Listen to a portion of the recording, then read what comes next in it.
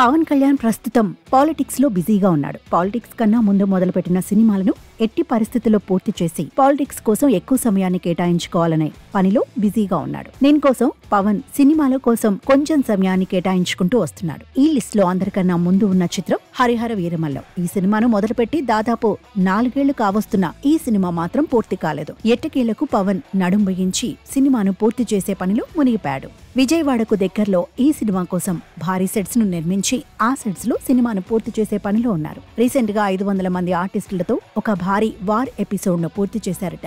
ఈ war episode సినిమాకి highlight గా నిలవనుందని టాక్ వినిపిస్తోంది. ఇప్పుడు 200 మందితో మరో భారీ ఎపిసోడ్ ను తెరకెక్కించనున్నారట.